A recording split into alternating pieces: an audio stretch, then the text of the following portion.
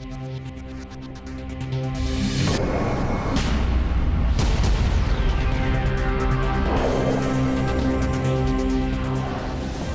Sky News at 8, the Cumbrian rail crash. The rail network gets the all clear after a check, but questions grow over points at the scene.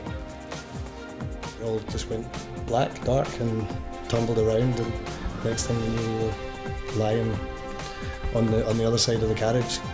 The moment of impact, survivors tell of their escape from the wreckage. We'll be live to Greyrig, where the bad weather's hampering the investigation tonight. Also, send her victorious. The Queen goes for gold at the Oscars. We're live on the red carpet as the world watches Hollywood's finest. And in sport, Chelsea are celebrating tonight after an incident-packed Carling Cup final. This is Sky News with Steve Dixon and Paula Middlehurst.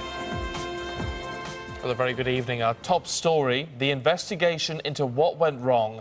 The Department of Transport has tonight announced that there will be an initial report into the Cumbria rail crash tomorrow, but police say there's no evidence so far to suggest terrorism or sabotage. Well, the search for the cause of the crash continues tonight, and both black box recorders have been recovered from the wreckage. Sky's Gerard Tubb reports.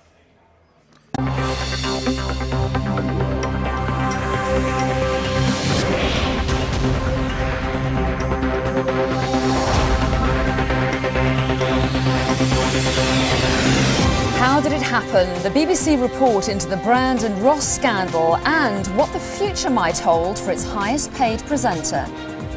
Also today, more mortgage misery, a big jump in the number of home repossessions. The Chancellor begins to lose patience with banks over help for small businesses. Police investigate a suspicious fire near the home of a BNP member. We're live in West Yorkshire. The quickest of quickie divorces for Madonna and Guy. And recession? What recession? Dubai flashes the cash for a massive party. Live from the Sky News Centre, this is Sky News with Anna Jones. Good morning. Our top story here on Friday, the 21st of November. The BBC Trust will deliver its findings today on how obscene phone calls to the actor Andrew Sachs were allowed to be broadcast on Radio 2. Don't forget there's more on Sky News on our website, skynews.com, including why Sony are bucking the trend and putting up their prices.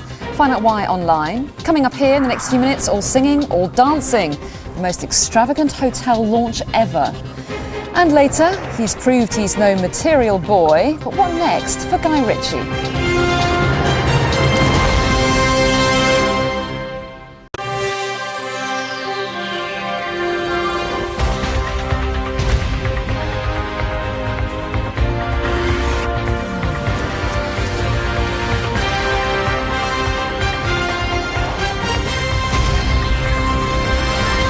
Tonight on Sky News at 11, the latest from Westminster as the hung Parliament talks continue well into the night.